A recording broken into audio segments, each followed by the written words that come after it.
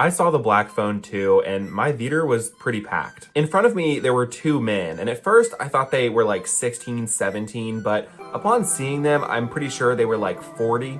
They spent the whole movie, yes, the whole movie, burping and farting and going, oh, boo-boo, every time a character cried, or, giggling and snickering to themselves. They would take pictures of each other and like grunt.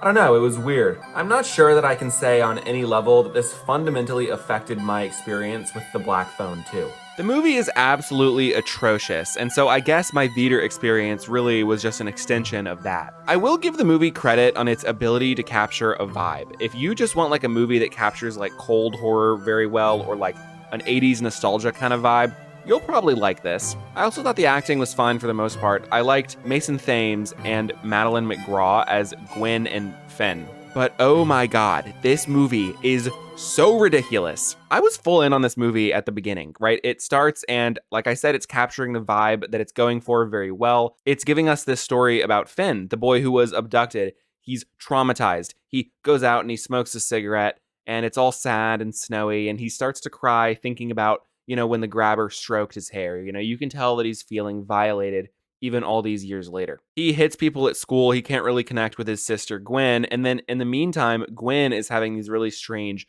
dreams. It gets really grainy. There's like an effect, when it's a dream, but I think it looks pretty cool. So I'm sitting here like, this is pretty cool so far. I'm liking this.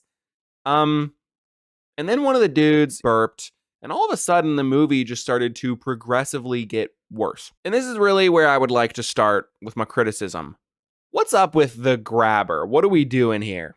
He's in Fortnite, and it's so clear to me that they're trying to like make the grabber a thing. You'll be scrolling on Instagram, and there will be like a graphic that has 12 characters, and it'll be like, pick one to defend you, the other 11 will hunt you for 24 hours.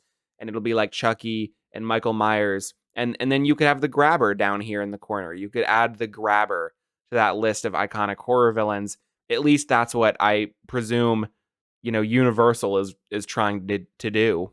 It's almost painful to watch. It's so obvious that they want this to happen. The grabber used to be a camp counselor named Wild Bill. And like, okay, there's a scene where he calls, he uses a phone, the black phone perhaps, to call his old camp counselor buddy. And he's like, I'm gonna do evil things. And the camp counselor is like, Wild Bill, I'm not gonna let you do that. And he's like, Wild Bill, that's not my name anymore. And the guy's like, Wild Bill, the grabber, whatever the hell it is they goddamned call you, I don't care. And it's ridiculous.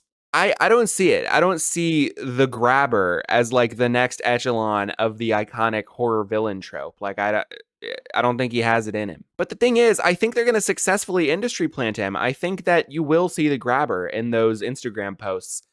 And I'd like to point out that The Black Phone 1 was released in June when it came out a couple of years ago. I saw it in theaters then. I enjoyed it, which is why I went to go see The Black Phone 2 opening night. And wow, what a step down from the first one. Wow. But here we are in October. It's Hippo Halloween. Like and subscribe, by the way. They've moved The Black Phone up to the primetime horror slot. It's clear that they really thought this was going to work. And I think they misfired. And you want to talk about industry plant horror villains? Don't even get me started on Art the Clown. But okay, I mean, we can see that the grabber is the grabber, right? He grabs kids, but then he's also Michael Myers because he's the manifestation of evil. And he's also kind of Jason Voorhees because he like haunts a camp. But then like in the middle of the movie, he starts throwing people around the room in the dream realm. Like you can't even see him. And it's like, okay, so now he's Freddy Krueger. And then he starts ice skating. And it's like, what is this guy supposed to be? Like, I thought he was a pedophile. In the alternate dream realm, it doesn't even make sense. Like, it kind of can interact with reality, but also, like, it kind of can't. And sometimes you have to move your physical body to move in it, but then other times you don't have to, and you can see your own physical body, like Doctor Strange. But then sometimes you have to move. Like, that's how I must explain it. How does the dream realm in The Black Phone work? I don't know. Do the filmmakers know? Probably not. Oh yeah, and the grabber is also maybe the devil from the Bible. They're just doing too much. I mean, come on, the grabber. Pick a lane. But you know who else can't pick a lane is The Black Phone 2. The movie starts as this like nostalgic 1980s thing, And all the characters are using like really ham-fisted slang. They're like, that'll be mint. That'll be superfluously radical. We get it. Like, we get it, okay? They're using slang that we don't use anymore, okay? Then, like I said, we get to the trauma with Finn and the dream sequences, and I'm like, okay, this is working for me. It has like body horror, like a la Terrifier almost. Like, they're pushing towards it. It's not like that gross, but like there's some pretty gross stuff in this movie.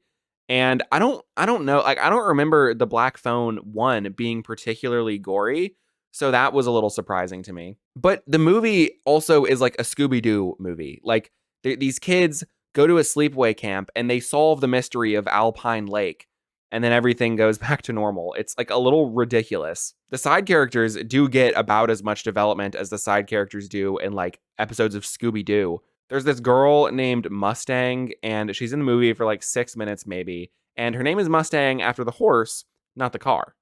And that is the only thing you'll learn about her. And then she just keeps kind of like randomly showing back up sometimes to do nothing. So that's cool. I don't know why she was in the movie, but she's there. But you know what? This movie is also Christian propaganda. You know, it's one thing to have characters in a movie be Christian or even pray. It's another thing to have characters be like, it's so hot and sexy that you pray. My family really likes good Christian girls. It's also another thing to have like fake Christian owned by real Christian who knows the Bible better, like Facebook videos in the middle of your movie. A lot of scripture is brought up in this movie, and oftentimes it's used to like own a fake Christian. They'll be like, that's not actually very truthfully very Christian-like of you. I'm the good Christian and you're the bad Christian. Get owned, libtard. It's one thing to depict heaven or hell in a movie. It's another thing to do an entire 10-minute gospel in the middle of your movie, literally a gospel in a church, and they say that the main characters of the movie were sent by God to do the actions that are taken in the film and restore justice and order to the world. Like, okay, really? They're like 17. So that's what I mean when I say the movie is Christian propaganda, but funnily enough, that's not even the worst of it. If you saw Man of Steel and you were like perturbed by the Christian imagery in that movie, don't watch The Black Phone 2. The movie literally ends, like the final emotional note of the movie is that the dead mom calls on the Black Phone itself, from heaven. From heaven. She phone calls her daughter from heaven, Gwen. And she's like, Gwen, I don't have much time, but I'm in heaven and it's beautiful. And then I laughed. Because, first of all, okay, I'm in heaven and it's beautiful. It's everything we've ever dreamed of. But like, I only get one phone call every 7 years and it can only be like a minute long. I gotta go. Screw you. Like, what are we doing here? And then she's like, tell your brother that I love him. Okay, I have to go. And so Gwen does. She goes up to Finn and it gets a little slow and the emotional music crescendos and she whispers into his ear that his mom loves him. And it's like, yeah, I know. I think he knows that his mom loved him, right? His trauma was in regards to like the grabber and probably his mom too, but like he looks as if he's getting relief, as if he's getting like some sort of revelation, like, oh, thank God my mom actually loved me. I don't think we ever doubted that, did we? And the whole time, like Finn is starting to cry, and I'm sitting here thinking, when is he gonna go, oh, so like is she about to call me? But he doesn't do that. And I'm sitting here like, whoa. Again, we're in heaven and you don't have time to talk to both of your children. You're only allowed to call one of them. What's the deal with that? What kind of heaven is that? And mind you, once Finn starts crying, the burpee boys are, of course, going, oh, boo-hoo. And in this moment, I looked up and I said, God, if you are real, what do you want me to do with this? I'm seeing this movie and I'm listening to these people, and what do you want me to do? Give me answers. Don't make me sit in the dark anymore. Now look, the plot does also revolve around Gwen and her relationship with her mother's suicide, and that's certainly a trauma that we could explore. You know, it's not only Finn is the main character, Finn and Gwen are the main characters, and that's fine. And then, you know, also like Finn getting abducted in the first movie, that is a trauma that is not only for Finn, that's a violation of his entire family. There's certainly like all of those angles that we could explore, but I really felt like Finn's feelings were kind of sidelined in this movie, and that was strange to me. But also, oh wait, the mom didn't actually commit suicide like we were led to believe. The grabber killed her and framed her suicide. Ooh. What? The grabber grabs kids, not Why do I care? I mean, the characters in the movie don't. there's this whole climactic battle on like the frozen lake where the grabber's like ice skating around. And at the end of it, like right after they kill him, all of the characters that are still alive, because some of them, well, die, they get up and they're like, all right, we did it. The grabber's gone. We can go home. Literally, like, so unfazed. They finish and no one's like heavy breathing. No one's crying. No one is like, oh my God. They're just like, all right, our work is done. Shift's over. We can be finished. It's Scooby-Doo. They solved the mystery of Alpine Lake and they're done. They're going home. It's really odd. But let's remember where the movie started with Finn and his trauma, his violation. How do you move on from that? Well, in this climactic battle, Finn will smash the metaphysical form of the grabber into the ice and murder him. Again, he gets to murder the grabber again, just like he did in the first movie. So that's cool, I guess. Seems like kind of a mixed message to me. It's like this, like a lot of Christian stuff going on, and then it's like, and you know what? The best way to overcome your trauma is to like beat the shit out of it. Actually, that might be genius. Maybe you do need to just brute force through your trauma or like pray. I don't really know the message that this movie is trying to send. I mean, the grabber gets power in the movie. They say this blatantly multiple times. He gets power from like being around where his victims that haven't been found yet are. So to beat the grabber, they need to like find his victims that haven't been found yet.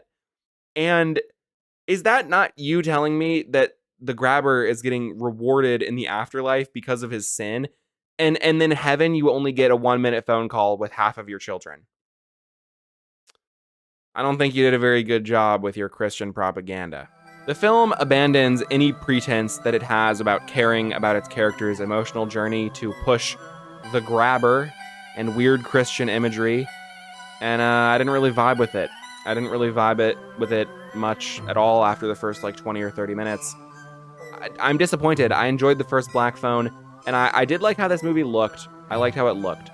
And so yeah, that's the video. If you enjoyed, please make sure to like and subscribe. Leave a comment. Even maybe check out one of my other videos. That's actually the best way you can support me. Other than that, have a great day or night. Hippo out.